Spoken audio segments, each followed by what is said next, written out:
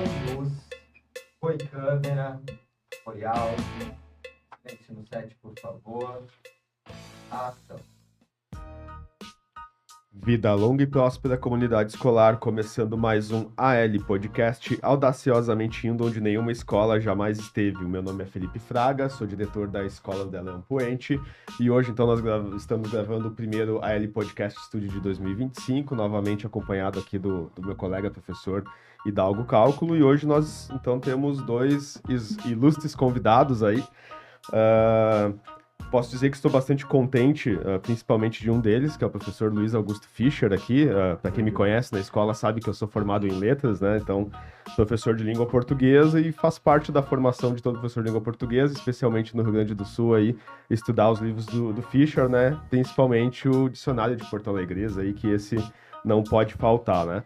Mas vou deixar o meu colega se apresentar, e também estamos acompanhados aqui do Tomás Daniel Vieira, da Editora Coragem, né? Editor da Editora Coragem.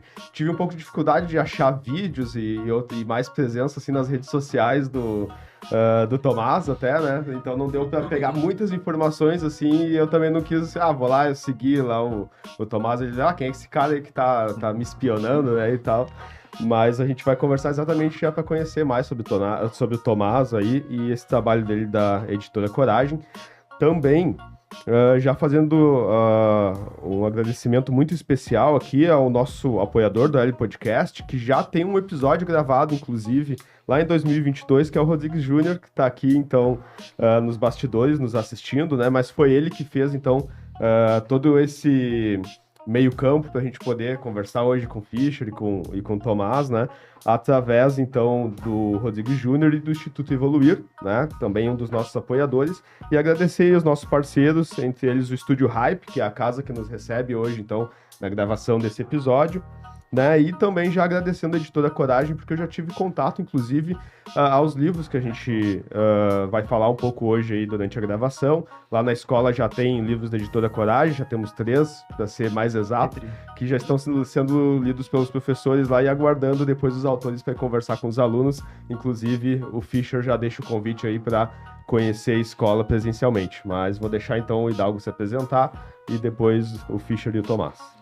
Bem, eu sou o professor Hidalgo, eu sou professor de matemática da Escola André Leão Puente, sou coautor, então, desse projeto de podcast junto com o diretor Felipe, e a gente está aqui para compartilhar, agregar e somar aqui para a comunidade escolar, junto, então, ao Fischer e ao Tomás. Vou passar a palavra, então, para o Luiz Augusto Fischer.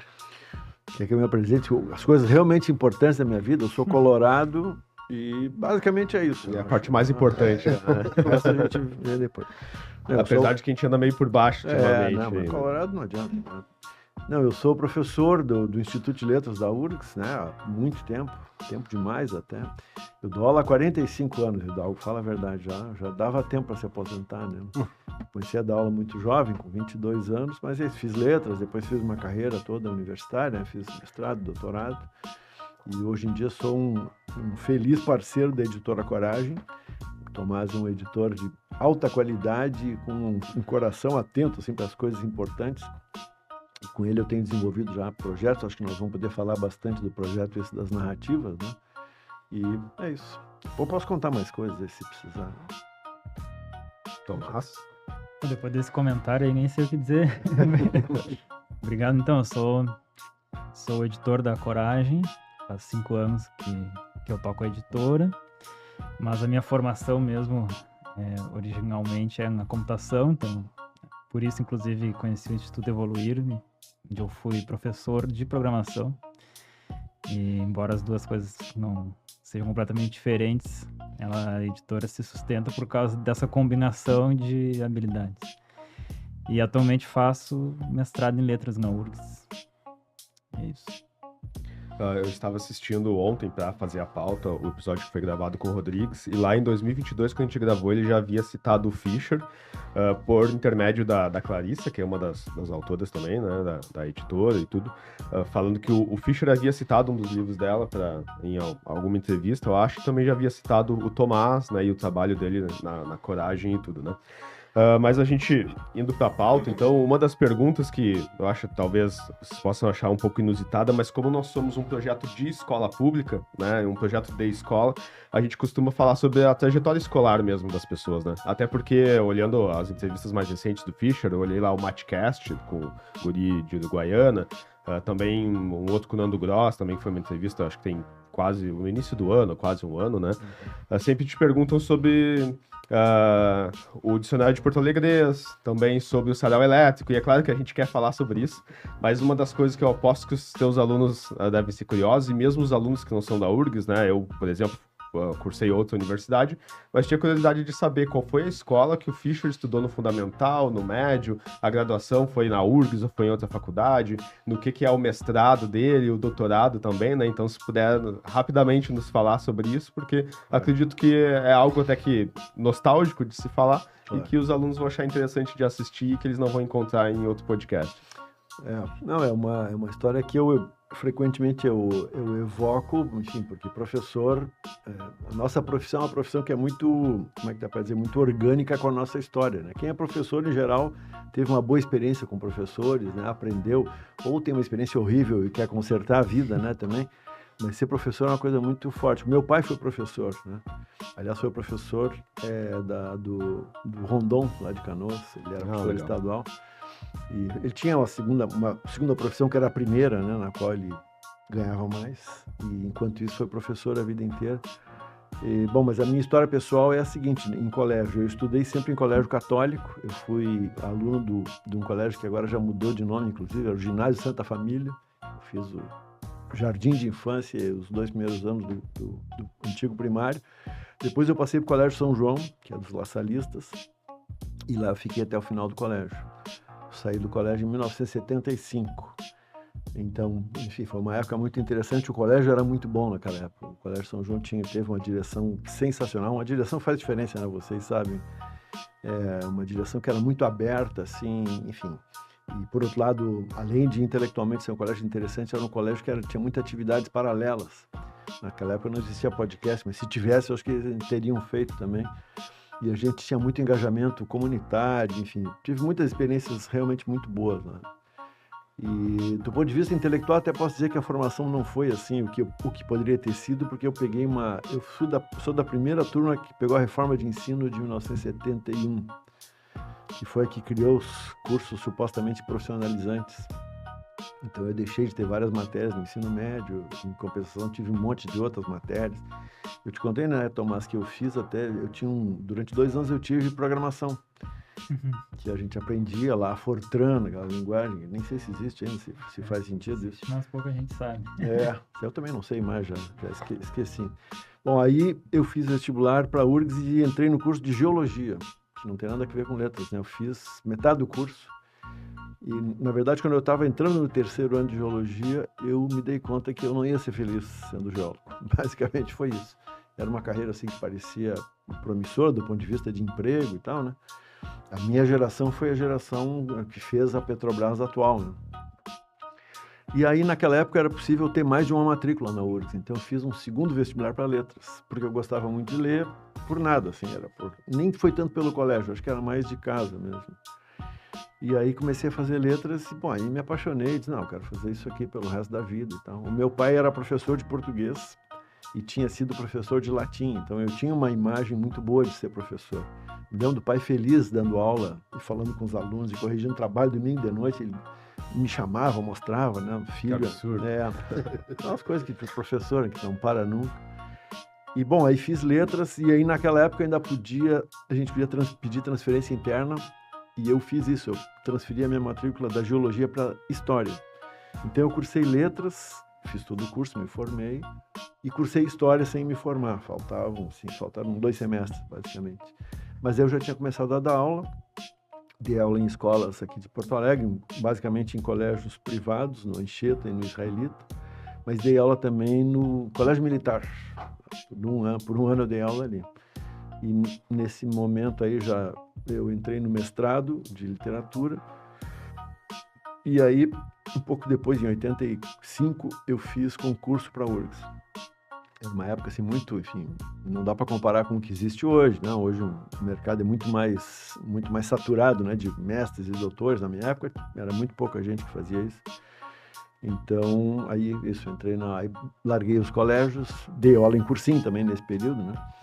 E tô falando demais, não? Posso parar? Não. Estamos aqui para ouvir. Depois, bom, no mestrado, por que eu estudei no mestrado? Eu tinha uma ideia de estudar Machado de Assis, cara, enfim, queria, sei lá, aquela pretensão de quem está começando a estudar, né? Vou explicar uma coisa que ninguém explicou e tal. Todo professor de letras quer achar alguma coisa diferente do Machado de Assis. Né? Isso. Mas aí, sabe que na prática o que aconteceu foi, eu dava aula especialmente no terceiro ano do ensino médio, né? Então eu dava aula de pré-vestibular, assim, ou para aluno que ia fazer vestibular, não existia o Enem, hein? E eu me dei conta que eu tinha uma deficiência na minha formação, que era a poesia. Eu conhecia muito pouco a poesia. Então eu acabei fazendo a minha dissertação de mestrado sobre poesia. Um trabalho assim que, se eu fosse orientador, eu teria mandado eu parar em 1/3 do que eu fiz, sabe? Escrevi um troço imensamente grande e tal. E, enfim, também se interessar posso contar a história, mas basicamente isso, uma história da poesia brasileira com um foco no final do século XIX. Isso aí eu já era professor, né? Então fui muito beneficiado por essa condição de ser professor da Universidade Federal, com um salário muito bom, podendo estudar e tudo, né? E você conhece a piada de Deus criando as profissões? Eu te contei, né? É boa, vale a pena. Depois eu posso contar aí. Aí depois nos anos 90 eu fiquei 4 anos fora da universidade, porque eu trabalhei na Prefeitura de Porto Alegre, na Secretaria de Cultura. Aí defendi o meu doutorado e é isso, aí continuei. Fiz 2 estágios pós-doutorais depois disso, assim, tive, enfim, uma sorte maravilhosa. A tese de doutorado, qual foi a temática? A tese de doutorado foi o ensaio como gênero literário. O cara que eu estudei, na verdade, foi o Nelson Rodrigues, das Crônicas. E aí eu apresento lá uma ideia de que eu acho que ele é mais parecido com o Montaigne, aquele cara que em geral é estudado no domínio da filosofia, né?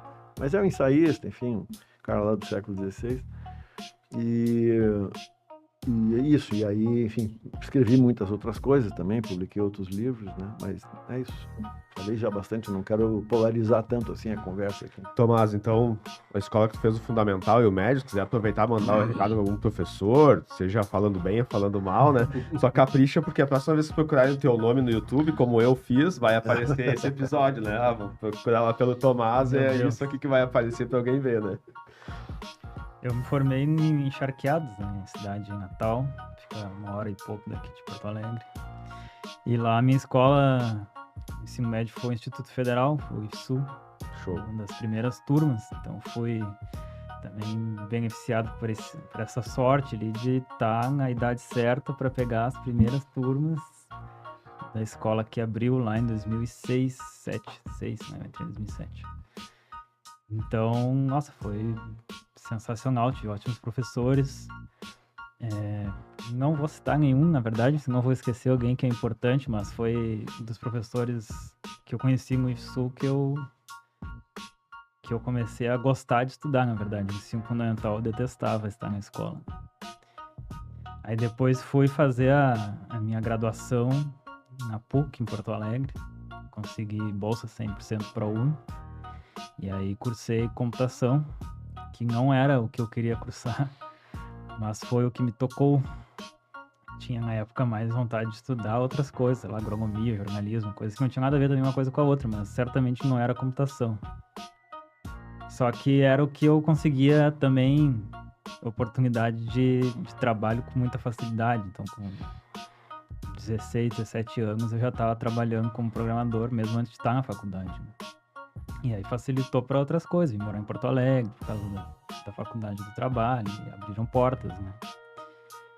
E aí só em 2020 que eu comecei a trabalhar daí com a editora, que comecei a buscar cursos e conhecimento na área de letras. Então fiz especialização em produção editorial, fiz depois especialização em design editorial.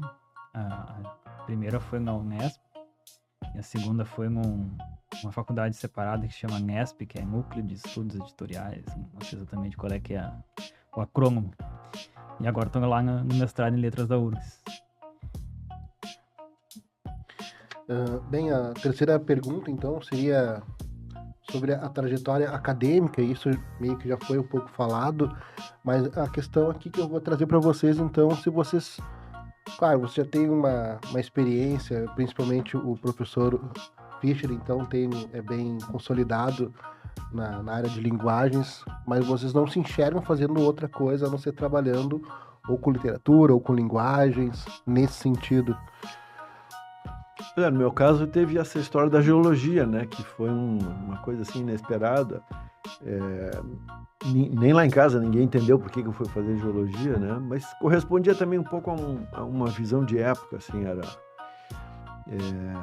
eu cogitei fazer agronomia, que também eu não tinha quase nenhuma experiência, mas era um negócio meio hippie, eu acho, assim, uma ideia de, sabe, sair da cidade.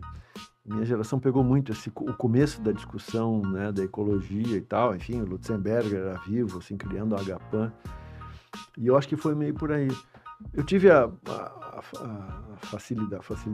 felicidade de ter estudado muito também. Nesses 2 anos que eu fiz geologia, eu estudei assim, muita matemática, assim, a gente tinha cálculo, geometria analítica, muita estatística e tal, física, muita química, estudava muita biologia por causa dos fósseis, né?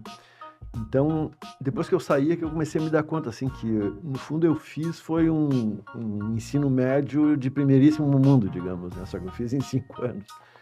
E não tenho nenhum tipo de saudade, né, daquilo lá, no sentido de que eu poderia ter sido feliz sendo profissional. Mas também tem isso, assim, né? Hoje eu tenho um filho que entrou na universidade esse ano, e aí eu vejo, com 18 anos, o que a gente sabe da vida, né? A gente sabe muito pouco e tal. Muito cedo para escolher a trajetória acadêmica. Né? Claro, a gente tem que ter essa largueza, assim, de dizer, não, o sujeito tem que entrar, muitas vezes faz a trajetória do Tomás, porque quem é que imaginou, né? Um rapaz, um programador, nerdzinho, de repente vira editor, né? E vai estudar literatura.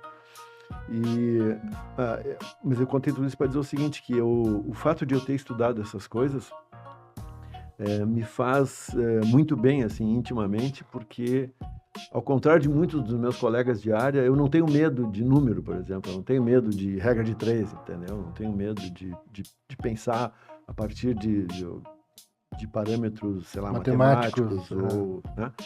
Então, mesmo o Tomás e eu estamos envolvidos num projeto de pesquisa agora que envolve isso, né? Não sei, a gente pode falar disso depois. Então é isso, eu nunca tive dificuldade de me deslocar, digamos assim, né, dentro desse mundo. E por outro lado, como eu fiz história, eu acho que eu poderia ter feito história como faculdade.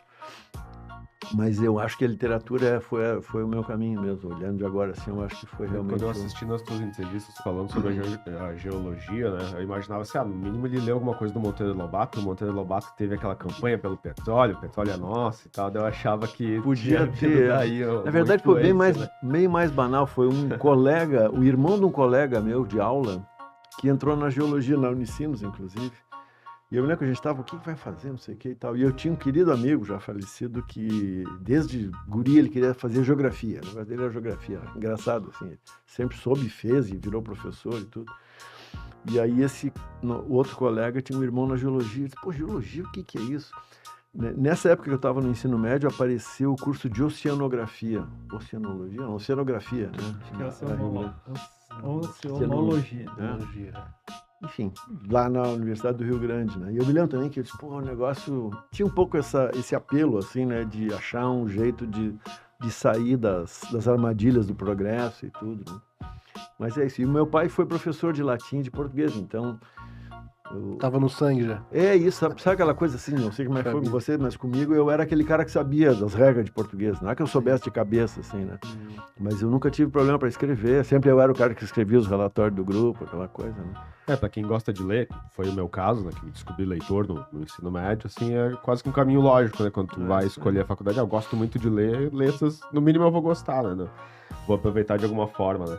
Mas então, perguntando pro Tomás aí, né, Tomás, sobre os livros, então, eu tive contato sobre os livros da editora Coragem até o momento com os livros, o do Fischer, então, né, e também com outros livros, né? Então tem a Cláudia Tages, outros autores aí. Então, se puder falar pra gente um pouquinho sobre o projeto, né? De como surgiu essa coleção, né? Porque, na verdade, esses livros eles fazem parte de uma coleção, né? Se tu quiser contar pra gente um pouquinho, então, aí como é que começou a editora como um todo, né? E também a coleção de livros. Do Fischer, tu te refere à novela. Isso, exatamente. E tem também uma coleção que talvez tenha sido o projeto editorial mais extenso no qual eu participei, que é a coleção da história da literatura do Rio Grande do Sul, né? Uma caixa de 6 volumes que o professor organizou por muitos anos, muito antes de eu entrar no projeto, né? Mas já era pela editora Coragem ou era outra editora? É que originalmente era pela editora da FURG, e aí depois nós entramos em coedição no final, né? Teve 14 anos de trabalho. Pouco tempo. Eu entrei nos últimos 2. E aí foi um dos projetos mais interessantes de ter participado. Mas a coleção das novelas em si foi um convite que o professor fez para a gente publicar em formato de livro. Histórias que tinham sido originalmente publicadas como folhetim na revista Parênteses, do Grupo Matinal Jornalismo. E todas elas têm em comum o fato de se passarem aqui em Porto Alegre. E são histórias curtinhas, são boas de ler e que estavam, né, disponíveis na internet, mas que o formato de livro acho que registra assim, para muitos anos. E aí nós convidamos uma parceira nossa da editora, a Cíntia, para fazer um projeto gráfico legal, ficou bonito e colecionável também. Aproveitar para mostrar enquanto fala aí. Quer ver? Mostra a lombada ali para ver, porque a lombada, as cores da lombada são uma menção ao pôr do sol. O pôr do sol. Show. Bacana. É bonito, né? E tem a capa, no fundo da capa e por dentro da capa tem pedaços do mapa de Porto Alegre. Tem uma ideia assim das histórias que se passam na cidade e tal. E essa coleção, na verdade, é uma série, eu diria, porque a ideia é continuar publicando formato de livros, próximos folhetins que forem sendo escritos. Não está fechada, então, a coleção. Tem 9 por enquanto. Crescer mais ainda. Que essa é Narrativas Porto-Alegrenses, no caso, né? E quantos livros são no total do Narrativas Porto-Alegrenses? Então, por enquanto são 9. Legal. 9 livros. E devem vir outros por aí. Bem, então, pergunta para o Fischer. Chegamos no livro, então, Dicionário de Porto Alegrense. Já tem 25 anos e a pergunta seria, então, se vocês, a editora, enfim, o senhor tem a noção de que hoje ele é mais consumido online, de forma online, por Kindle, enfim, né, pela Amazon, ou impresso mesmo, a pessoa gosta mesmo de comprar e ter o livro. Como é que é essa demanda, assim?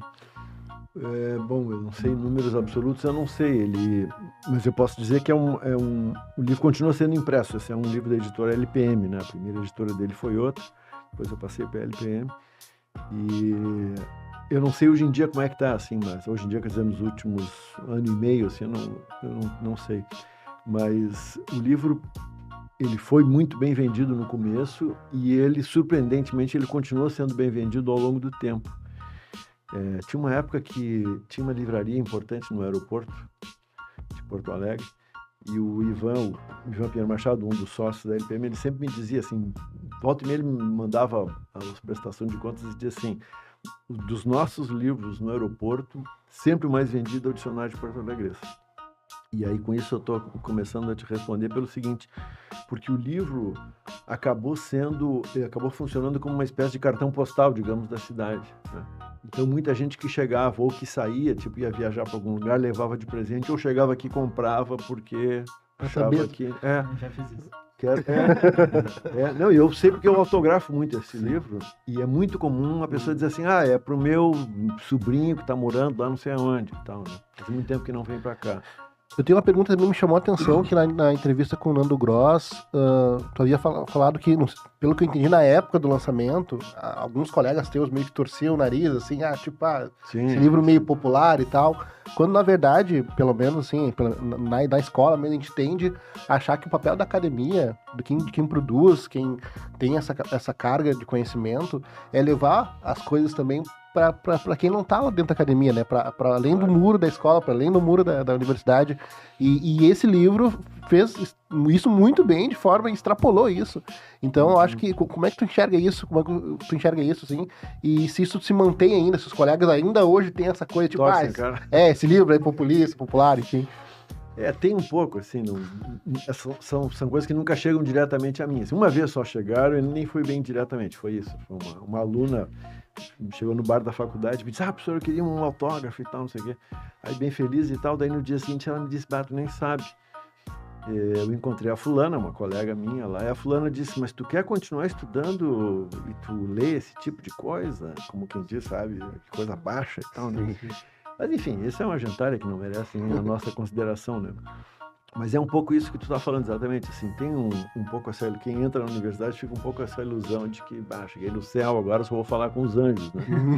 Tô no topo da pirâmide. Não tem cabimento nenhum, tá no topo da pirâmide mesmo, porque, Sim. enfim, nós ganhamos um salário muito bom, temos um regime de trabalho muito bom, comparando com vocês, colegas do ensino fundamental e médio, né?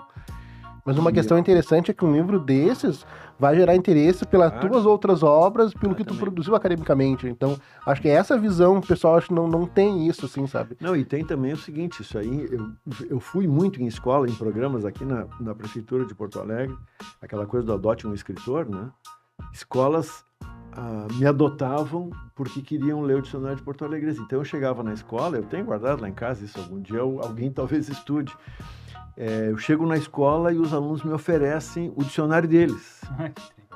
Isso é maravilhoso. Os termos que nós vemos na escola e tal. É isso aí, aqui a gente usa e tal. E só o esforço do cara tentar escrever o significado da palavra, não sei o que, contar o uso. É um negócio genial, né? E mesmo em contextos assim de muita dificuldade, tipo EJA. Eu me lembro uma vez, já faz muitos anos isso, mais de 10 anos, num EJA que a Prefeitura de Porto Alegre tinha lá num assentamento Mário Quintana, né, que fica lá no limite de Cachoeirinha, eu acho. E era um assentamento, era um lugar, a escola tinha muito problema, porque era um lugar em que as pessoas não permaneciam, porque era um lugar para onde levavam pessoas tiradas da rua ou de locais de risco, e as pessoas ficavam lá por pouco tempo e logo iam para outro lugar. Então os alunos não ficavam. E aí a colega que me convidou para ir lá, ela me disse, nada tinha funcionado com eles até agora, a não ser o dicionário de Porto Alegre. Porque daí os caras olharam aquilo ali e disseram, eu falo assim e tal, né? Identificação. Isso aí, uma coisa de identificação de o sujeito se sentir dono da língua que ele já usa, né? Só meio que tu tá dizendo, fica à vontade, pode usar essa língua, né? E o fato de ter um carimbo da universidade, simbolicamente falando, né? Alguns relatos de experiência que eu posso dar, assim, como morador do Rio Grande do Sul também. Todo parente que vem me visitar de fora ou ganha um dicionário de Porto Alegre de presente, ou está sendo Porto Alegre, do Luiz Fernando Veríssimo, que até tem um projeto gráfico parecido assim com o mapinha de Porto Alegre, tudo, né, exatamente para dar aquela referência. Eu tive um amigo que veio de São Paulo no ano passado que levou um dicionário de Porto Alegre, né? Quando eu comecei a dar aula de língua portuguesa também, eu já andava com ele debaixo do braço, porque era o que mais funcionava em sala de aula, né? Então a gente chegava em sala e perguntava para algum aluno que tinha certa dificuldade de prestar atenção nas aulas de gramática lá, né, coesão e coerência, dizer pra ele, tu conhece o termo tal, me explica o que é esse termo, né? Daí ele, não sei, eu só uso e tal. Então, olha aqui nesse livro aqui que ele vai te mostrar, né? Outra coisa é que tem tudo que é palavrão que eu sabia, eu botei exatamente, aí também, né? O que mais funciona. A gurizada lê e fica feliz, né? E uma das coisas que eu acho que mais pode falar a favor de um livro é que, depois, eu como diretor, né, todo ano eu tenho que comprar alguns exemplares a mais, porque ele é um livro que é roubado dentro da o escola. sucesso. Então, quando o livro é roubado, né, porque a gente sabe que na biblioteca, os alunos eles vão lá para tudo, para conversar, para comer, mas dificilmente para pegarem livros, a não ser que a gente peça, solicite para eles, né? Então, se eles entram na biblioteca a ponto de roubar o livro, quer dizer que realmente o livro faz muito sucesso entre os alunos, né? Então, eu posso dizer que todo ano eu tenho que comprar uns 5, 6 a mais, porque eles são furtados da biblioteca da escola, o que eu acho que é melhor um livro furtado do que um livro numa biblioteca não utilizado, né? Então, aliás, tem uma história que envolve Canoas lateralmente, eu já contei essa história uma outra vez, quando o livro foi lançado na Feira do Livro de Porto Alegre de 99, eu dei muito autógrafo, assim, foi um sucesso, foi o livro mais vendido e tal, eu tive meus 10 minutos de fama já, né? Eu era reconhecido, literalmente reconhecido na fila do supermercado, assim, entendeu? Tu é o cara aquele e tal. E aí, não sei se vocês já autografaram o livro, mas acontece que quando tu vai autografar livro, às vezes tem gente na tua frente que tu diz, porra, eu sei quem é esse cara, eu me lembro dele, mas não me lembro o nome dele. É uma angústia horrível, entendeu? Porque tu não quer desfazer da pessoa e, ao mesmo tempo, tu não lembra, entendeu? Enfim, aí então eu tava lá autografando, naquela fila e tal, e de repente eu olhei e eu sempre ia chamando as pessoas, né? Eu chamava alguém da editora e dizia, confere lá, vê se o cara tem um nomezinho dele. Enfim, passei por vários perrengues dessa aí, mas numa dessas filas aconteceu a seguinte cena. Vem um miliquinho da base aérea de Canoas, de uniforme, e aí ele vem, me entrega para eu fazer o autógrafo, e aí tava lá, soldado, sei lá, Ademar, entendeu? Aí eu digo, eu faço o autógrafo pro Ademar, ele diz, não, bota aí, pro capitão fulano. Aí eu pensei, pô, o cara puxa saco ainda. Né? Pensei comigo, não disse, né? Eu digo, mas por que o capitão fulano? Aí ele disse assim, porque esse capitão é um carioca que tá morando aqui, ele vive pegando no meu pé que eu falo errado, agora eu vou mostrar pra ele que eu falo certo e tal, né? Tá até em livro que eu digo, né? Entendeu? Então, esse exemplo eu sempre gosto eu retive ele na memória porque é esse troço de tu ter orgulho da língua que tu já fala, entendeu? É simplesmente tu como é que se diz hoje em dia? Te empodera, né, com a tua própria língua. Acho que esse é o troço mais genial, assim, que esse livro me trouxe nessa experiência. Ainda mais que sei lá, eu escrevi uma vez um livro que saiu técnico, que saiu para uma editora de São Paulo e a revisora foi lá e trocou tudo para você. Todos tu por Eu você. não tinha escrito errado, como a gente até fala o conjugação. Foi, então. Mas parece que na indústria, tanto do livro como de outros... E publicaram assim? Eu tive que negociar alguns ajustes. Ficou no meio termo. Assim. Não, mas é isso, parece às vezes que realmente vai ver na TV um filme, vai escutar no rádio, vai ler alguma coisa, fica tudo num padrão assim meio centro do país, né? E tu acaba sendo corrigido muitas vezes, mas é uma forma válida de falar que só é diferente. E Fischer, nós não podemos deixar de falar também sobre o sarau elétrico. Sei que tu já deu entrevistas muitas vezes falando sobre isso, né? Inclusive te perguntei quando a gente estava chegando aqui se tinha sarau amanhã, porque o sarau acontece todas as terças-feiras no Bar do Ocidente, né? Acho que quase que ininterrupto. Talvez na pandemia ele tenha ido para um outro formato. Ele né? foi para o online, né? E pelo que eu entendi, do que eu conheço do histórico do sarau, é que foi parar no sarau exatamente por causa do dicionário de Porto Alegre, que a Kátia foi te fazer o convite lá, porque ela gostou muito do livro, achou interessante, aí foi te fazer. Na verdade, foi convite, antes de o livro sair como livro. Ele não tinha sido publicado ainda. Porque naquele momento, foi em 99, em junho, uma coisa assim, 99, eu estava fazendo o livro. E era o começo da internet, o começo assim da gente usar a internet mais francamente, né? Nada parecido com agora, né? Depois do smartphone e tal. Mas já tinha um pouco, e tinha uns amigos que tinham uma como chama? Uma revista online, né? Que era o pessoal da casa de cinema ali e tal. Daí, um deles sabia que eu estava fazendo o dicionário, por algum motivo eu tinha contado e tal. Daí ele disse, não quer botar um pedaço aqui? Eu digo, claro. Aí dei a letra A inteira para ele. E ele botou. E na proporção da época, assim, foi um estouro, sabe? Muita gente falou, comentou e tal. E aí a Kátia me convidou. Eu não conhecia a Kátia pessoalmente, né? Só de fama, claro, porque ela era uma grande figura nos anos 80, 90 aqui, né? Do rádio. E aí foi lá, daí dei uma entrevista para ela e daí nasceu, ela tinha já a ideia na cabeça dela, nasceu o convite para eu participar, né? E até recentemente, acho que não sei se faz um ano, vocês estiveram no Perimetral Podcast, né? Conversando, né, sobre os 25 anos Sim, é verdade. do Sarau Elétrico e tudo, né? Mas a minha pergunta, na verdade, é a seguinte: após a pandemia, né? Eu acho que foi durante a pandemia que a Kátia, a equipe de vocês, começou a postar no YouTube. Hoje tem também no Spotify, né? No YouTube tem vídeo, no Spotify tem áudio, né? E da pandemia para cá e após veicular eles no YouTube, no Spotify, você sentiu uma diferença assim de que aumentou o público ou diminuiu o público, que o público se relaciona de forma diferente? Eu acredito que principalmente para os estudantes de letras, né, como foi meu caso, na minha época eu ia bastante no Sarau, sempre que eu conseguia, né? Então, ser um mês sim, um mês não, né? Mas acredito que hoje os estudantes de letras, ainda que os cursos presenciais de letras, infelizmente, em muitas universidades estão morrendo, estão indo tudo para o EAD, né? Mas eu acho que pelo menos os do Rio Grande do Sul eles devem se interessar bastante, e é bom ter aquele contato de só vai ali no YouTube e tu consegue ver o Sarau, apesar de que nada é como tu ir no presencial, né? E como é que vocês sentiram essa relação com o público, assim, ela mudou depois que começou a ser vinculado na internet? Eu acho que sim, mudou no sentido de que ampliou o público, né? E aí tu não tem mais o problema de estar perto ou estar longe, porque daí... E não tem nem o problema do horário, que tu pode assistir depois, né? Então já me aconteceu muitas vezes, assim, de eu receber contatos de pessoas que conheceram o Sarau pelo YouTube, dizendo, não, eu já te vi uma vez e tal, me interessei, daí queria saber, não sei o quê. Daí entra, enfim, um contato mais próximo, assim, de trabalho mesmo, né? Mas eu também não sei quantificar, sabe? Eu não sei, eu sou muito ruim nisso aí. E a Kátia é velhinha como eu, assim. Ela tem um certo contato com a tecnologia, mas tá por ali, né?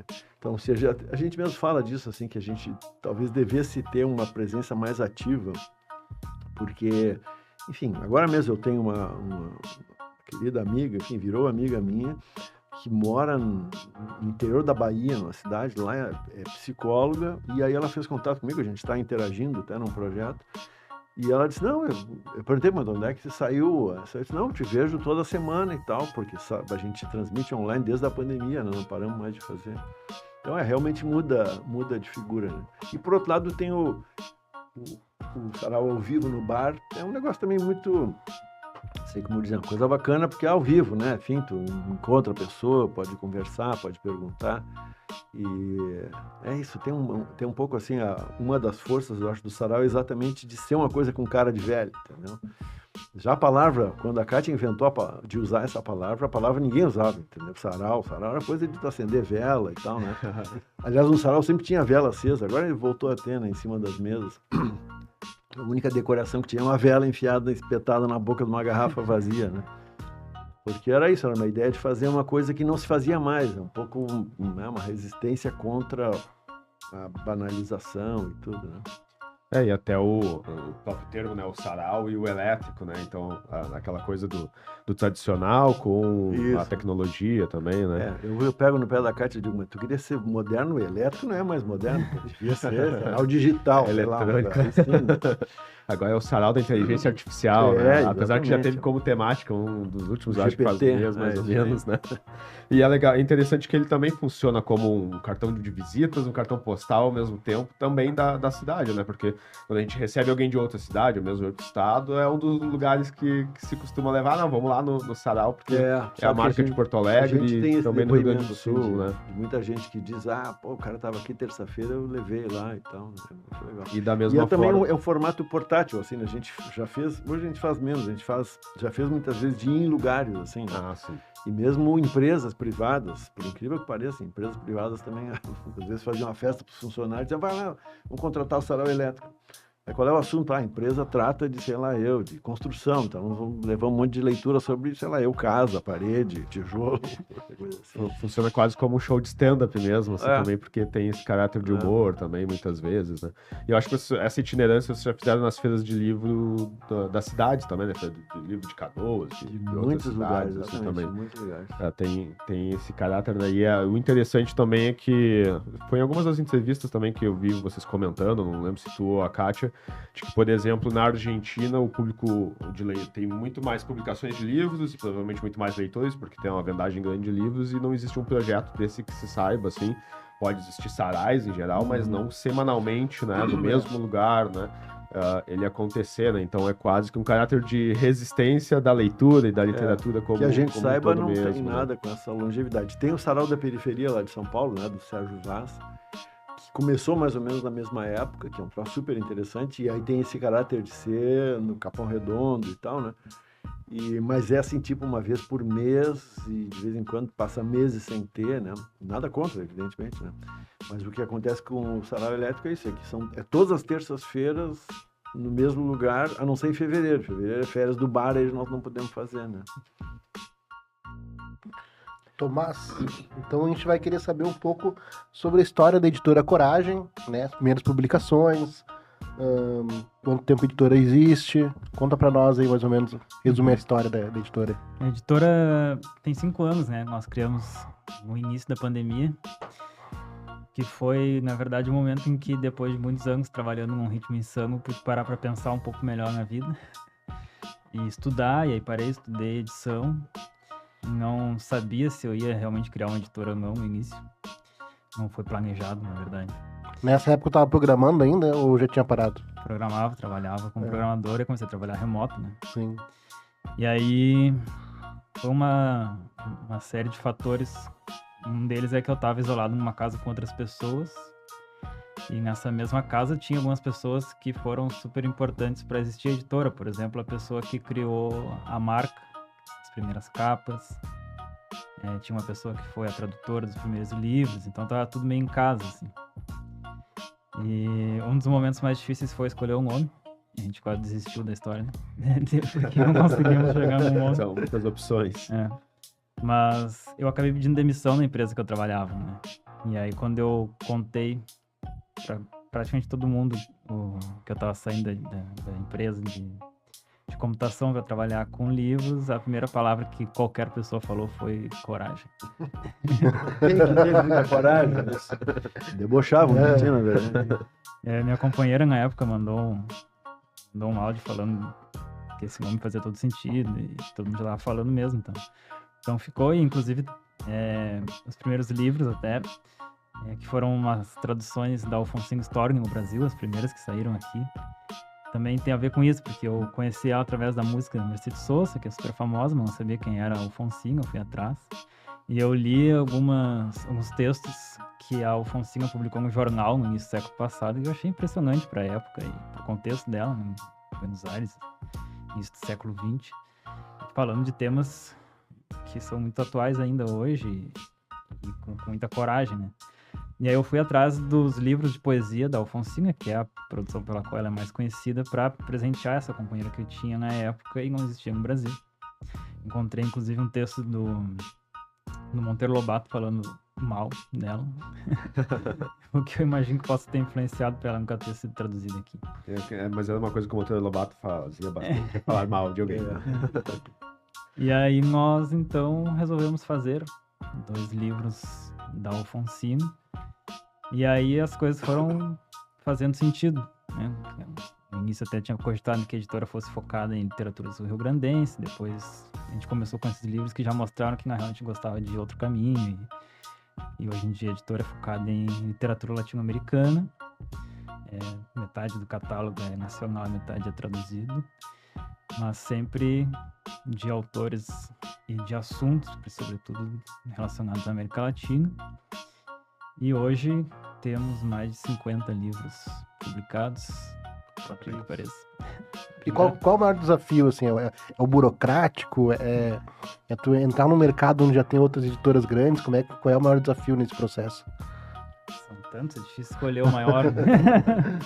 Mas acho que é meio consenso entre os editores que o nosso maior problema é a distribuição. Distribuição. Especialmente para quem não mora em São Paulo. Então, sim.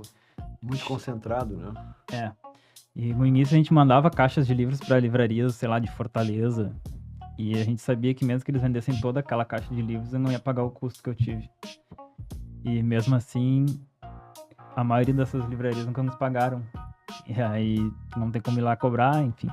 Agora que a Coragem já tem um pouco mais de jornada, nós temos uma distribuidora que faz esse trabalho para nós. Mas no início, quando ninguém conhecia a Coragem, foi quando eu comprei a Kombi.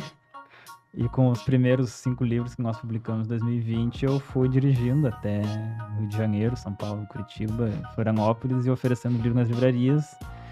E aí a gente tomou um monte de não, mas alguns sims muito valiosos e alguns calotes.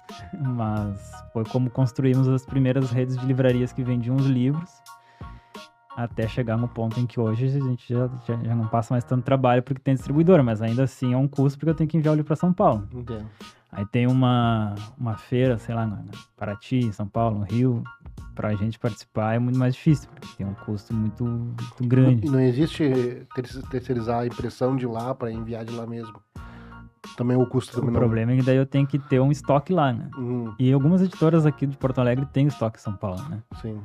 Mas aí, nesse ponto, acho que a Coragem ainda não tem tamanho suficiente para valer a pena. Sim. O estoque teria que ser ainda maior, acho, para valer a pena o custo de ter um estoque lá, na logística centralizada em São Paulo, que é o que a maioria das editoras maiores aqui do Rio Grande do Sul fazem, né? Mas bacana a história da Kombi, né? Coragem mesmo. Tem. E tu escreve, tem alguma coisa publicada? Eu Texto teu ou não? tenho, mas a única coisa que eu escrevi, foi publicado mesmo, foi um livro técnico sobre computação. que não tem nada a ver daí com Mas tu já literatura. pode escrever o teu próprio on the road, né? Na estrada, assim, contando essa história, um road movie, né? Já dá um livro essa história da Kombi. Livraria, né? Dá pra escrever um bom livro aí, né? Nossa, aconteceu Kombi tanta coisa. Coragem, bota no título do livro. Exatamente. E o livro que... O primeiro grande momento da editora, eu acho legal comentar, o primeiro livro assim, que começou a ter um caminho próprio legal foi o Gauchismo Líquido, da Clarissa Ferreira, que é uma amiga que eu já conhecia há mais tempo e eu acompanhava o trabalho dela de pesquisa e que ela escrevia e publicava num blog, né? E aí um dia eu tava lá no Rio de Janeiro visitando uma amiga e falando sobre o trabalho da Clarissa e eu falei exatamente que eu gostava tanto daqueles textos, daquilo que ela estudava, que eu acho que ela deveria publicar em livro. E aí eu me dei conta que eu tinha uma editora. E aí eu convidei ela topou e eu sabia que podia dar muito certo ou muito errado, né? E deu muito certo. É o segundo livro mais vendido da editora, perde só pro livro do Pepe, que foi publicado ano passado. Do Pepe Mujica, né? O ex-presidente do Uruguai que faleceu agora. Então o livro da Clarissa é um livro que eu tenho também muito orgulho de ter tido essa história editorial junto com ela ali, que foi muito especial e que nos levou a muitos lugares, abriu muitas portas. E o do Pepe foi lançado de uma entrevista com o Pepe, de um jornalista argentino, que foi publicado ano passado aí aqui no Brasil, antes de ser publicado o original em espanhol, e que foi o nosso livro mais vendido e que nos ajuda a financiar alguns outros livros que talvez não fossem se pagar sozinhos, né? Bacana. Até quando a gente fez a entrevista junto com o Rodrigues, foi exatamente esse livro, Gauchismo Líquido, da Clarissa, que ele citou, que o Fischer havia comentado, né? E dentro da coleção, então, que é o Narrativas Porto-Alegrenses, existe esse livro que é o livro do Fischer, né? Então, que seria na feira, às 4 da tarde. Então, imagino que eles passem na Feira do Livro de Porto Alegre, né? Pelo nome, né? Então, se puder falar um pouquinho mais pra gente sobre o livro, então, Fischer. Esse livro eu botei na coleção de contrabando, porque eu não... assim, eu sou sócio da Matinal Jornalismo, que é uma iniciativa de jornalismo local aqui em Porto Alegre, que tem 5 edições semanais, de segunda a sexta e tal, com pesquisa, enfim, reportagem local, etc. Um trabalho que nos dá muito gosto. E eu inventei e meio que edito, junto com 2 jornalistas, uma revista semanal que se chama Parentes, né, que o Tomás mencionou antes. Então, todo sábado de manhã sai um número da revista Parentes. Mundialmente desconhecida a revista Parentes. E tenho feito, assim, a minha ideia na Parentes é fazer um suplemento cultural que Porto Alegre não tem mais, né? Teve já no Correio do Povo, na minha adolescência, teve na 0 Hora, mas agora também a 0 Hora abriu mão disso, não tem mais suplemento de cultura. Então, e eu acho uma vergonha uma cidade do tamanho de Porto Alegre não ter um bom suplemento de cultura, né? Teve também numa época um jornal que era publicado em Novo Hamburgo, que era uma edição de fim de semana dos jornais, o NH, o Vale dos Sinos e o Diário de Canoas, né? Esses 3 aí que tinham o ABC+. ABC Domingo, exatamente. Eu escrevi lá por mais de 10 anos. Sim, né? lembro. E, bom, então é isso. E aí uma das coisas que eu pensei foi fazer um folhetim Era isso. Então, comecei a convidar pessoas para escreverem histórias com essa, como o Tomás disse antes, a definição é bem genérica, assim, tem que ter 10 capítulos, um por semana, e tem que botar Porto Alegre para dentro. Essa é a brincadeira que eu faço, tem que botar a cidade, tem que aparecer. E aí, quando a coisa começou a crescer, ficou bonita e tal, e teve vários textos muito bons, né, como tem esses que estão editados agora em papel. Aí quando eu conversei com o Tomás pra gente fazer em papel isso, eu disse, eu tenho uma novelinha que eu também escrevi, mas não como folhetim da Parentes. Na verdade, eu tinha escrito antes, numa época que eu colaborava na Zero Hora, e a Zero Hora, a RBS abriu um blog. Abriu o blog para todo mundo tinha que ter blog. Sim. Aí eu fiz um blog, e numa determinada feira do livro, de 2000, e não me lembro quantos, 6 ou 5, eu me propus escrever um folhetim. Ninguém me obrigou a nada, entendeu? Eu resolvi contar uma história. E aí eu escrevi esse livro, chamado Na Feira às 4h, que é uma história... Começa com uma cena, assim, de um cara chegando na Feira do Livro. Ele tinha marcado com a namorada dele às 4h. E ele chega lá e tá uma amiga da namorada para dizer que a namorada dele morreu num acidente. Uma coisa assim absurda, né? Completamente fora do comum. E, bom, aí vai se desenvolver a história, e no fim vai ter uma relação de amor entre esse cara e essa amiga da falecida. Na verdade, aí fica sabendo que a história entre os dois já não estava tão boa, estava se arrastando, etc. E toda a história vai indo assim, se passando basicamente na feira ou em volta da feira, né? Vai para a feira, entra, volta, porque esse folhetim foi feito durante a Feira do Livro daquele ano. Então foi isso aí, quando a gente resolveu fazer a coisa, eu me inscrevi, entendeu? Humildemente. Foram 17 capítulos, né? Esse tinha 17, é o único, né? Tu vê o que é o cara ser chefe, né? O cara faz até isso. Mas foi isso, era uma historinha porto-alegrense, assim, eu me lembro que eu fiz já com essa intenção de falar de um monte de coisa da cidade, de estar andando de carro, de ônibus e falando dos cenários, né?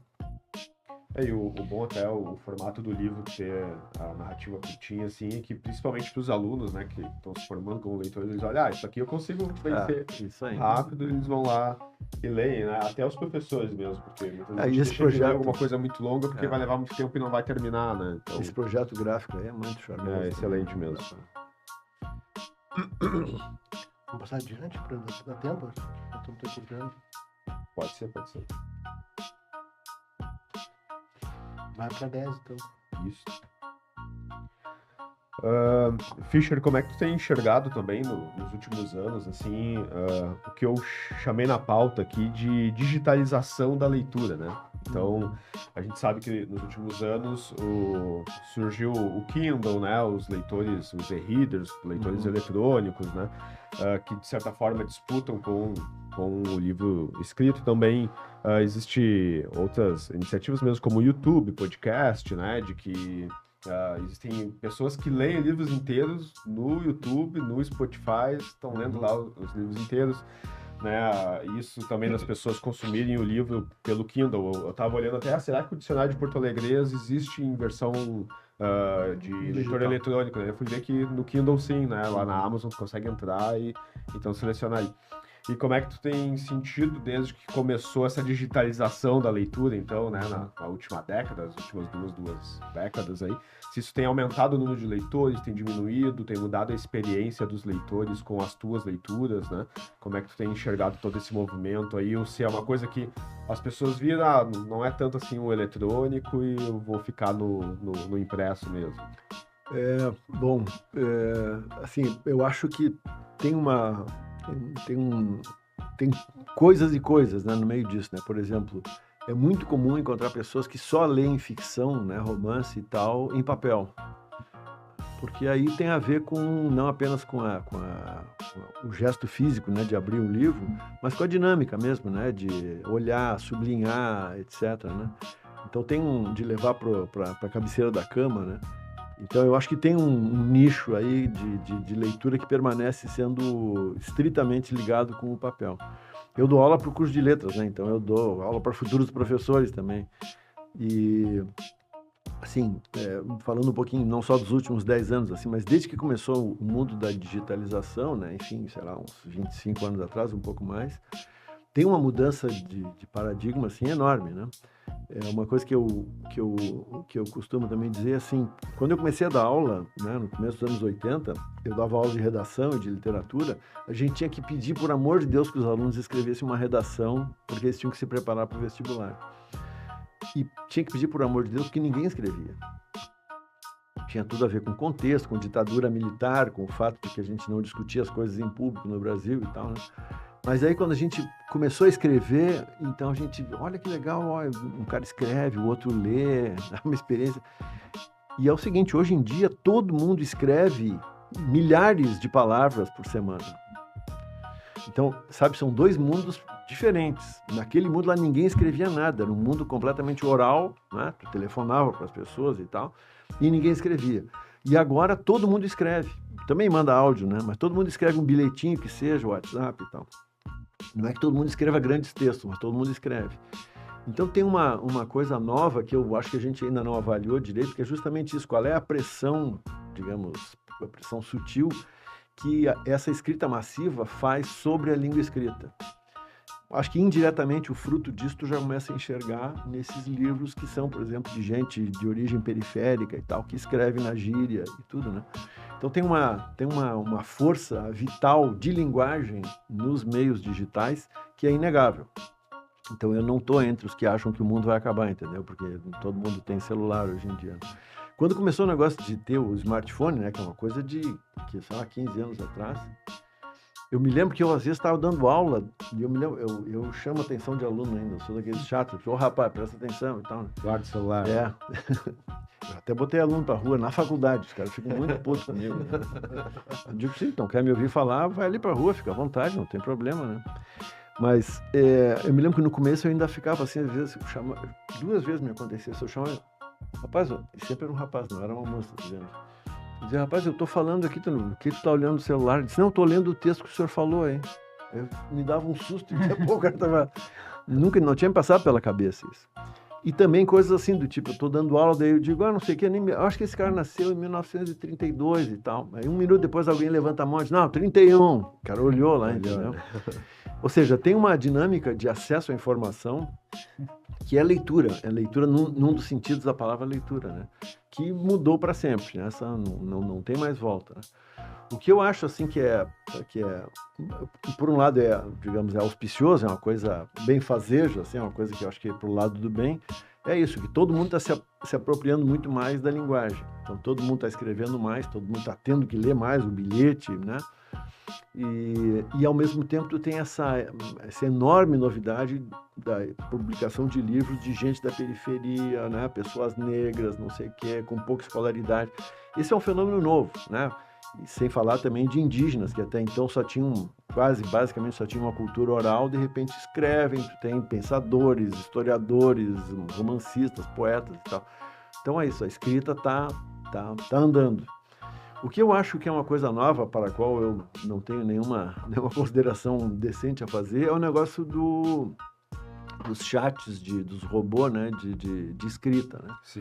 Isso é um negócio que eu realmente não sei o que vai acontecer conosco, em geral, né? Não só nós, professores de língua e literatura. Porque eu já recebi trabalho de aluno que eu olho e digo, pô, esse cara não escreveu isso aqui. Aí eu dou uma caçada lá e digo, aí eu chamo o cara e digo, tá, tu botou no chat GPT? Ele diz, botei. Eu não sabia isso aqui, botei. Isso eu não sei o que vai acontecer, né? Porque aí realmente eu acho que nós temos que parar para pensar um pouco, né? Porque, por outro lado, como eu estava dizendo assim, eu sou, em geral, muito otimista com o fato de que a digitalização mudou o parâmetro, mas ela mudou dentro do jogo geral da leitura, né? Então, talvez... Né, o Brasil tem essa história, diferentemente da Argentina. O Brasil só providenciou escola para todo mundo faz muito pouco tempo, né? A Argentina resolveu essa equação lá em 1870, né? E nós agora, só nos últimos, 30 anos é que tem escola para todo mundo. É uma escola ainda cheia de precariedade e tal, mas tem para todo mundo, né? Depois teve todo esse aumento, né, do ensino médio, superior, federal. Enfim, tem um mundo novo na educação, né? Mas eu acho que a gente tem, número um, ele tem que olhar para isso com nenhum preconceito, porque isso faz parte da nossa vida já, não tem mais volta, né? E a outra é ver se esses caras, isso eu não saberia dizer, né? Se esses caras que estão chegando na leitura agora se para eles, se para eles faz sentido, né? Como eu disse, eu tenho uma visão muito específica porque eu dou aula para quem vai dar aula. Então a gente gosta de livro, mas desde a pandemia todo mundo trabalha com digital, entendeu? Eu vou mandar texto para os caras, artigo, não sei o quê. Antes eu fazia um xerox, deixava no xerox da faculdade, o cara ia lá, pagava uns pila para. Agora é tudo digital, né? Passou por outro meio. Fotografa as páginas e manda ali, né? Nós estamos no meio dessa mudança, né? O Hidalgo sabe, eu tenho uma experiência um pouco diferente com leitura, porque em determinado momento eu me dei conta, assim, de que muitas das coisas que eu quero ler na vida eu vou morrer e não vou conseguir, né? Então, muito do que eu leio, eu utilizo um aplicativo, daí o livro em PDF, eu carrego ele ali e o aplicativo lê pra mim, né? Só que, é claro, eu te achar um livro em PDF não é um livro com licença, tu acaba pegando um livro que é uma versão pirata do livro, né? Mas tem muitas coisas que eu não vou ter dinheiro pra ler a vida toda e nem vou conseguir ler os livros se não for assim. Então, eu tô lavando uma louça, dirigindo, né? Fazendo uma atividade manual, eu escuto o livro, né? Então existe essa forma de acesso também, né? Daqui a pouco, uma iniciativa tipo a Netflix dos livros, onde tu consiga acessar e ter a versão em áudio também, né? E até ter os livros da editora Coragem ali junto, né? Que se possa pagar, né? Essa questão de acesso também dos livros, eu acho que é um limitador muito grande para que as pessoas leiam também, né? Existe uma plataforma que chama Esquilo no Brasil que faz essa distribuição de audiobooks. Tem bastante coisa. E de literatura para crianças tem aquela, como chama?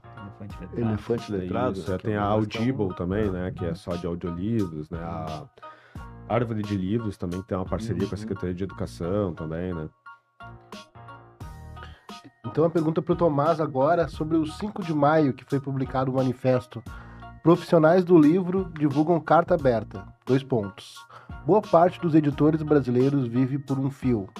E a gente pede então para tu falar sobre como anda a compra de livro pelos governos, associado então a esse manifesto. A gente sabe que existe as leis de incentivo mesmo à leitura, né? Então tem o Plano Nacional do Livro Didático e também existe o Plano Nacional do Livro Literário, né? Lá na escola a gente recebe esses livros e tudo, né? Então existem verbas, mas muitas vezes elas são anunciadas e não são gastas, né? Não sei se eu me lembro direito do conteúdo da carta, eu lembro quando ela foi publicada, mas eu acho que tinha um pouco... A carta falava mais sobre 2 problemas, né? Na distribuição, em que normalmente o desconto que é dado para as livrarias e para as distribuidoras é muito grande, para a editora, e muito pouco para a livraria e para a distribuidora. Todo mundo acaba trabalhando no limite, tanto a distribuidora, a livraria, quanto a editora. Algumas editoras, inclusive, não colocam seus livros a serem distribuídos em outras livrarias que não no seu próprio site. Eu não gosto disso, porque eu acho que a livraria ela é, na verdade, fundamental e uma das partes mais importantes do processo. E o outro ponto que eles tratavam lá era, daí, dado que todos esses atores que repartem o preço do livro trabalham sempre no limite, com a Amazon dando descontos nos livros que são predatórios, são predatórios, porque eles têm o lucro de outras fontes que não venda de livro, fica impossível para as livrarias conseguirem competir, às vezes até mais do que a própria editora seria capaz de dar. Esse manifesto é um manifesto nacional, então. Eu não me lembro direito do manifesto, mas se eu não me engano era era da entidade nacional, que eu não esqueci o nome agora. Sindicato dos Editores? Não era da SNEL. Não me lembro. Mas, sim, era um negócio coletivo de nível nacional. Eu acho que não era da Libre, que é a Liga dos Editores Independentes. Acho que não era deles. Mas eu vi isso circular. E aí, o que acontece, né? E aí, sim, a Libre tem uma participação importante, que é na cobrança pela aprovação da Lei Cortês, que é a lei do preço único do livro, que já existe em muitos países. Sim. No Brasil já está há muitos anos em pauta e não foi oficializada, mas é uma lei que vai garantir que depois do lançamento ninguém possa vender aquele livro com desconto maior de 10% sobre o preço de capa que foi definido pelo editor, né? E isso garantiria daí, por exemplo, até aqui na nossa feira do livro, para não ir muito longe, que às vezes tu tá do lado de uma livraria, a livraria vai receber o meu livro para vender na feira e essa livraria vai ter, sei lá, 40% de margem para trabalhar. Eu posso dar 50% do livro e aí o livreiro não vai ter como competir comigo. Então, sim, sendo editor e livreiro ao mesmo tempo, né? Exatamente. Então essa lei, ela vai garantir que todo mundo consegue vender o livro pelo mesmo preço e competir, enfim. Inclusive, alguns países da Europa, a Itália acho que foi um deles, multou a Amazon por causa disso, que eles chamam de dumping, né? E no Brasil, evidentemente, que nada foi feito. Mas é um problema para o mercado editorial. A questão é uma competição mais justa, no caso, ou um nivelamento de carga tributária mais justo. Nem de carga tributária. Mas é que a Amazon, ela não ganha dinheiro vendendo livro, ela ganha dinheiro vendendo web service, né? Então, provavelmente, esse vídeo aqui vai estar hospedado em algum servidor, em algum lugar do mundo da Amazon, que faz eles ficarem muito ricos. E se eles quiserem vender todos os livros que tem na plataforma deles por R$10, eles vão matar toda a concorrência que existe no Brasil e para eles não vai ser um prejuízo relevante. Porque o negócio bilionário deles não é vender livros, é vender o servidor. E a da compra de livro de governo, existe o maior programa de compra de livro do mundo no Brasil, que é o PNLD que falou, né? É absurdo, assim, é muito, muito, muito bom. É o que mantém a maioria das editoras vivas, na verdade, que é a compra governamental. Então, não é ruim a quantidade de livros que o governo compra. O que é... Governo federal, tá? Governo federal. O que é uma dificuldade é que as editoras maiores, que têm mais dinheiro, eles têm mais capacidade de fazer um lobby, de mandar um cara, um representante comercial lá na escola para mostrar os livros, para dar presente para os professores, para marcar uma janta com, sei lá, com a pessoa que escolhe os livros. Quem pega os contratos são as editoras de maior porte.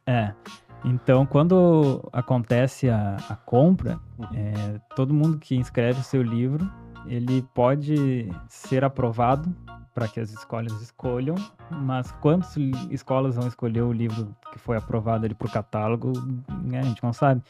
Então, uma FTD da vida, uma editora maior, mais conhecida, ela certamente vai vender mais exemplares. Mas mesmo assim é um edital muito bom para editoras pequenas também, mesmo que tu não venda uma quantidade absurda, é um edital que ajuda muito, né? A Coragem nunca esteve porque não trabalhamos com livros, né, nesse gênero. Nesse momento está acontecendo, né, a escolha, então as editoras já estão mandando para a escola as caixas com os livros. Hoje até são os dos livros didáticos, né, que é o PNLD. Então tá chegando pra gente os livros didáticos. Hoje até não vai o livro inteiro, vai uma parte do livro e um QR Code pra te ter acesso ao livro inteiro, né? Pelo gasto de papel e tudo. E aí até o final do ano, início do ano que vem, daí vai ocorrer de novo o PNLL, que daí é o Plano Nacional do Livro Literário. Esse pra Coragem é melhor. Isso, que daí eu acho que nesse caso vocês poderiam se inscrever. Mas o que acontece? Via de regra, as editoras que, né, conseguem chegar até as escolas são as editoras que têm dinheiro, porque tem um catálogo gigantesco lá e levam, né? Então... Uma vez eu estava numa escola de São Leopoldo, não vou dizer o nome aqui, fui lá por causa de um livro meu e tal, conversando com os alunos, aí no intervalo fui tomar um cafezinho com a diretora, aí eu vi que estava em obra o ginásio da escola, né? Aí eu falei, pô, que legal, em obra e tal. Ela disse, sabe quem que tá pagando isso aqui? Uma editora dessas aí. A editora chegou lá, examinou o colégio e ofereceu, disse, vocês têm quantos alunos aqui? 1.100. A gente pode pagar esse negócio aqui se vocês adotarem a segunda parte do ensino médio ali, né? Do sexto ano em diante, não, quinto ano não, sexto ano em diante. E eles aceitaram. E não tem como competir, não é pela beleza do livro, pela qualidade e tal, né? Teve uma reportagem isso esse ano, acho que foi da Intercept Brasil. Posso compartilhar com vocês depois, que fala sobre esse tema. Até como nos últimos anos teve muita denúncia, né, disso, até eles têm tido mais cuidado agora na abordagem com as escolas, assim, né? Mas o PNLL, que é o Plano Nacional do Livro Literário, ele ainda é novo. A gente só fez uma escolha até hoje, que foi em 2022, se eu não me engano. Então, como é de 4 em 4 anos, né? Então tá para ocorrer agora de novo pro início de 2026, né? Mas, meninos, então, agradecendo aí a presença de vocês, né? Quero novamente reforçar aí, né, pra mim, o quanto eu fiquei contente de poder conversar com o Luiz Augusto Fischer aí, era também um dos sonhos de professor de língua portuguesa do Estado do Rio Grande do Sul poder conversar com o Fischer, então vim hoje pra tietar mesmo, já pedi os autógrafos, depois quero foto, apesar de que eu tenho um episódio inteiro em vídeo gravado aí. E já quero reforçar também o convite para visitar a escola e falar sobre o livro lá, né? Os outros colegas de língua portuguesa também ficaram bastante contentes que eu vim conversar contigo e gostaria de te receber lá. Mas apesar de quando o Rodrigues ofereceu, né? Ele disse, eu posso trazer o Fischer. Ele disse, não, eu quero gravar o podcast com ele, porque pelo menos fica o registro histórico de que nós gravamos, e daí todo mundo pode assistir, que no presencial, infelizmente, é só as pessoas que estão lá naquele momento, né, que vão ter acesso, mas a gravação eles vão estar por muito mais tempo, né. Também foi um prazer imenso aí conversar com o Tomás, né? Já fica o convite aí, Tomás, pra gente poder conversar com os outros autores dos outros livros aí, que tu esteja presente junto também, né? Pra poder falar sobre todo esse processo, porque também eu acho que pra ti, cada autor que tu publica também é uma experiência diferente, né? De poder publicar cada livro diferente, né? Então já fica o convite pra gente poder se encontrar outras vezes. Vou deixar também o colega se despedir. Queria agradecer, então, a participação de vocês. Dizer que eu tô me sentindo um pouco fora, peixe fora d'água, que sou da matemática, né? Você com todo esse conhecimento literário aí, me senti um pouco pequeno aqui hoje. Mas foi bacana compartilhar essa experiência, ver a experiência de vocês. E a gente, como escola, só agradece a presença de vocês nesse podcast. Ah, tu viu que eu falei que eu não tenho medo de regra de 3, por exemplo, já é Sim. alguma coisa. Já é alguma coisa. É a moeda matemática que eu tenho para botar na conversa.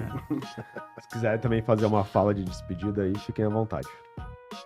Um abraço para todo mundo, para o pessoal da escola lá. Nos vemos em seguida, em algum momento. Né? Muito obrigado.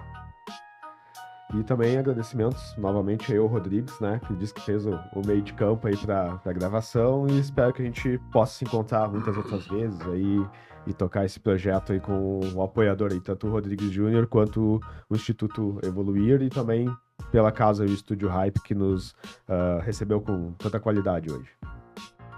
Valeu, pessoal. Vida longa e próspera.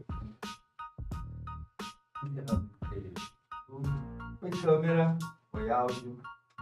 Silêncio no set, por favor. Ação.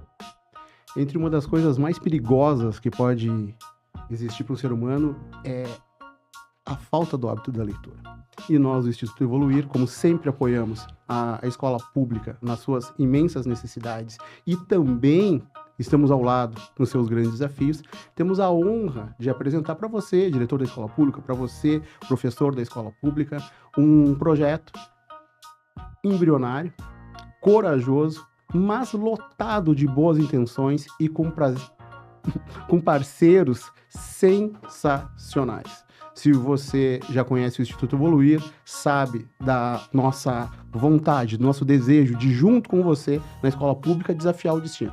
E por isso nós temos a honra de receber aqui para apresentar a vocês, e é de uma falsa modéstia dizer que eu vou estar apresentando alguém que você e pessoas que você já conhece, mas vou apresentar para vocês essas pessoas dentro do nosso projeto, que é o projeto do Clube da Leitura do Instituto Evoluir, juntamente com a Editora Coragem. Então receba aí na sua escola, receba através do link desse vídeo, duas figuras parceiras e de extrema importância em tudo que vai acontecer. Recebo hoje aqui para explicar para vocês sobre o nosso Clube da Leitura, Tomás Daniel Vieira, futuro prefeito da cidade de Charqueadas, já sendo disputado por muitas correntes políticas lá, o senhor Tomás Daniel Vieira, editor da Editora Coragem, e o sempre amado professor Luiz Augusto Fischer, que vai estar aqui falando um pouco sobre o nosso Clube da Leitura, sobre os livros disponíveis para você, diretor, em relação a esse clube, e nós vamos estar explicando como você pode fazer parte disso tudo, como você pode ter o autor na sua escola e a importância disso tudo para você. Muitíssimo obrigado pela presença do Tomás Daniel, obrigado, Tomás, pela tua vinda aqui hoje, editor da Coragem, também ao professor Luiz Augusto Fischer. Eu vou iniciar essa nossa fala fazendo uma pergunta bem simples para vocês.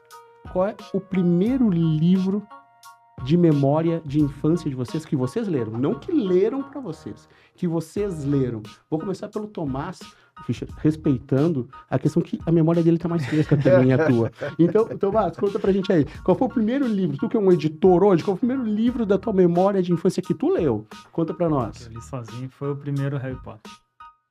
Bom, que legal. Até escrevi à mão eu tinha 8 anos na primeira folha do livro, que este livro foi um presente do meu pai e da minha mãe, tal data de 2002. Demorou um pouco depois que eu ganhei para que eu efetivamente lesse ele, mas foi o primeiro que eu peguei e li sozinho. Se o teu primeiro foi o Harry Potter, acredito que não tenha sido necessariamente o professor Fischer ou o Harry Potter o primeiro. Professor Fischer, e aí, a memória diz o quê? Conta o quê? Eu sou um pouquinho mais velho, não peguei essa boneza do Harry Potter, é um grande livro, né? Sabe que o primeiro que eu li autonomamente, que eu me lembro, é um livro que eu li no terceiro ano primário, quer dizer, terceiro ano de ensino fundamental. Eu troquei de escola no meio do ano. Então eu me lembro bem que foi nessa virada, quando eu entrei no novo colégio, que era um colégio só de meninos, eu vinha num colégio de freira, que era todo queridinho, todo mundo era meio mãe, assim, né? Eu fiquei, assim, meio assustado naquele mundo e eu tava com um livro na mão. É um livro que ninguém vai conhecer e tal. O livro se chama Percy Winner, o nome de um menino que estava indo para uma escola interna. É um livro norte-americano e tal. O livro é horrível. Então. Fica a dica. Que eu penei para ler ele, assim, mas eu me lembro porque foi uma coisa muito assim, eu ficava nos primeiros recreios com o livro na mão, lendo, assim, e me identificando muito com o personagem, né? Foi muito importante na minha vida. Eu vou dividir com vocês a minha experiência. O primeiro livro que eu li chama-se Veludinho. Eu já tentei comprar ele, eu estava na segunda série, já tentei comprar ele diversas vezes pela internet. E eu chego ao final, compro e depois recebo a mensagem que o livro não tem mais estoque, que não chegou, já sequei os sebos. Mas contava a história, ô Tomás, de um menino que havia achado um pássaro no pátio, ele havia caído, e ele e o avô têm uma saga para cuidar daquele pássaro. Só que a professora da segunda série da escola José Ovídio Guerra, do bairro Eldorado, em Contagem, quando eu morava na época, ela teve a sensacional ideia, professor Fischer, como os professores sempre o fazem, de estimular a gente por meio do seu exemplo. Então ela chegava na sala de aula, no pós-recreio, quando aquele tumulto estava acontecendo, e ela começava com uma voz suave e baixinha, lendo uma frase do livro, até que todo mundo ia falando, shh, calma, tu tá me atrapalhando, deixa eu ouvir. E a gente ia ouvindo a narrativa do que havia acontecido. Quando eu via o livro na mão da professora, eu tenho que confessar para vocês que ele parecia ter 6.000 páginas. Mas até um dia eu descobri que esse livro estava na biblioteca da escola. E foi um dos momentos mais mágicos, porque eu não voltei do recreio. Eu fiquei na biblioteca durante o restante da aula, sem ser notado, porque entre tantos que ali estavam, eu fiquei lendo o livro, e no outro dia, quando ela começou a contar, ela encerrou a contação de história e ela disse, e amanhã a gente vai saber o desfecho. Será que o seu Antônio e Pedro liberam o veludinho ou ele vai seguir morando nessa gaiola com eles? E eu, sem pensar, gritei, vai ser liberado. Então, entregou o fim. Dei um spoiler, porque eu havia lido o livro na biblioteca. E é para que mais alunos possam ter esses momentos de prazer, de descoberta, que nós estamos reunidos aqui hoje para falar, e eu vou deixar que o Tomás conte um pouco para nós, né, sobre esta coleção que está à disposição de todas as escolas públicas, através da parceria da Coragem com o Instituto, para que os professores levem esses livros para os seus alunos, para que o façam através da leitura coletiva, para que façam com a leitura individual, e que esses livros possam chegar, em primeiro lugar, doados pelo Instituto, que eles possam ter acesso pelo nosso instituto para esse aluno, e, em segundo lugar, que a gente possa fazer com que esse aluno, estimulado à leitura, também tenha a honra da presença dos autores nas suas escolas, mediante agendamento, mediante a possibilidade disso tudo. Tomás, conta pra gente aí, tu que é o editor dessa coletânea aí, conta pra gente um pouco sobre ela, fala um pouco sobre os títulos, e depois vamos ouvir o professor Fischer. Então, a coleção são textos que foram publicados originalmente como folhetim na revista Parêntese do Grupo Matinal Jornalismo de Porto Alegre. Todas as histórias se passam em Porto Alegre, esse é o recorte. E elas são textos muito leves, são textos curtos, fluidos, são fáceis de ler. E não sei o que dizer mais além. São bem distintos entre si, também tem vários temperamentos, assim, tem umas histórias mais pesadas, outras mais leves, né? Tem histórias com personagens mais jovens, outras com personagens mais adultos, né? E tem histórias que se ligam diretamente ao tempo da pandemia, né? Porque alguns desses folhetins foram publicados nessa revista digital durante a pandemia. Então, a pandemia foi uma experiência brutalíssima para todo mundo, né? Então, são também histórias que eu acho que nos ajudam a pensar sobre o que foi aquele período. Acho que é por aí. Professor Fischer, tu que é um professor que forma professores, né? Tu que tem passado geração de professores por ti e conhece a fundo, né? Porque é idealizador e é um dos autores aqui da coletânea. Deixa eu te perguntar, de que forma tu enxerga que esses livros em sala de aula podem ajudar o nosso professor da escola pública hoje, com as turmas dele? Em que sentido tu considera que esses livros possam fortalecer o desejo pela leitura? E de que maneira tu vê a importância da oportunidade da presença do autor futuramente na escola? Eu acho assim, primeiro que quando a gente, em sala de aula, a gente oportuniza, como foi a história que tu contaste aí né, Veludinho, né?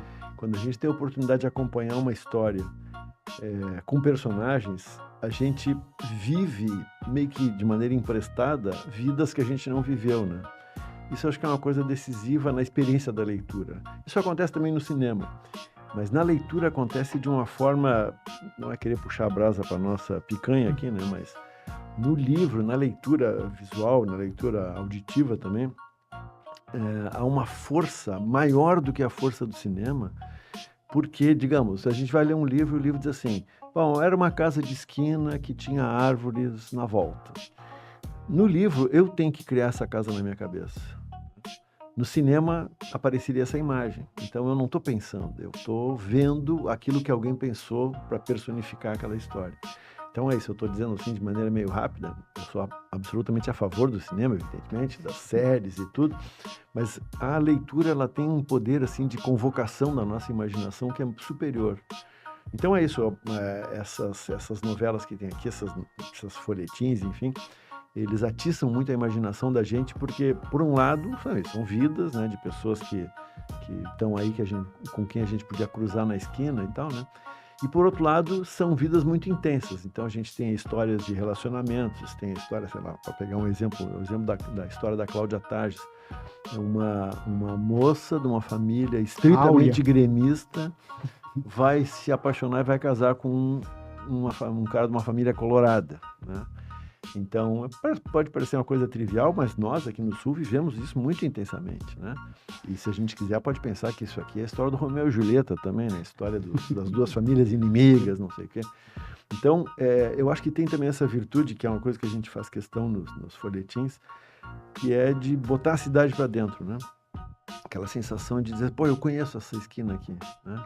Essa história da feira, no caso do meu livro, da Feira do Livro, eu sei onde é que é, ali na Praça da Alfândega e tal. Então, eu acho que são essas duas coisas, né? A força da imaginação que a literatura te permite, no sentido de que a gente acaba vivendo uma vida nova no conforto de quem está só lendo, né? A gente não está passando por tudo aquilo, a gente só se identifica. E, por outro lado, essa coisa da cidade, né? De enxergar a vida tal como ela acontece na nossa volta. Ser uma história, entre aspas, gaúcha, né? Ser uma história contemporânea dos nossos alunos, Exatamente. como o excelente livro do Rafael Escobar. Cito também o Paulo Damin, aos nossos professores da Serra aí, que tem a proximidade com o Damin, fica a dica da leitura. Mas, além de tudo isso, eu gostaria de salientar aos professores, eu gostaria de salientar às escolas que nós estamos dispostos e organizando, respeitando muito a agenda dos nossos autores, a presença do autor em sala de aula, a presença do autor na escola. Porque muitas vezes é inacessível, o professor Fischer, à escola pública, essa presença. Ela não é facilitada, ela não acontece de forma rotineira e honra muito, a gente já fez um processo parecido com a Coragem, com o livro da Clarissa, honra muito ao aluno, honra muito à escola a presença do autor. E aí eu quero te fazer uma pergunta e deixar essa pergunta para o Tomás também, né? Qual é o impacto que vocês enxergam de estar dentro de uma escola pública gerando novos leitores? Porque eu acredito que, assim como quem grava um disco quer ser ouvido, quem escreve um livro quer ser lido. E muitas vezes lido fora da sua bolha comum, fora daqueles elogios cotidianos que a gente está acostumado. E não tem ninguém mais sincero que um adolescente. É uma experiência assim, eu já tive algumas experiências desse tipo, é uma experiência sensacional. Porque esses livros são imaginações, são ficções, né? Ou seja, são coisas parecidas com a verdade, mas eles não são a verdade. Essas histórias não aconteceram, né? Mas só não aconteceram por detalhe, porque na verdade elas são muito parecidas com a vida real. Então, é a imaginação do autor que entrou em cena aí. Mas quando a gente conversa com leitores, especialmente leitores jovens, assim, a gente tem essa experiência magnífica que é a de ver ou de perceber a imaginação deles sobre a nossa imaginação. Então, muitas vezes acontece de a pessoa, né? Há professores também que gostam de fazer isso, assim, leem um livro e estimulam os alunos a escrever uma história a partir daquela que eles leram, ou para dar um desfecho diferente daquele que tem no livro, né? Para a história, para um enredo que foi lido. É isso, estamos falando assim, dessa coisa poderosa que é a imaginação, né? E a juventude, se ela for bem tratada, ela sabe imaginar coisas bacanas. Tomás, tu como editor e que topou, né? Ficar um agradecimento do Instituto ao Tomás, que foi prólogo desde sempre conosco, foi gentil desde sempre conosco e é um dos patrocinadores do Instituto para esse projeto. Deixa eu te perguntar uma coisa, Tomás. Tu, como editor, que expectativa e que impacto tu nota que isso possa trazer para as escolas e para os alunos a utilização dessa coleção em si, que tu é um dos responsáveis? Eu acho que o impacto é diretamente na formação do aluno, de dar o interesse dele de ler também, né?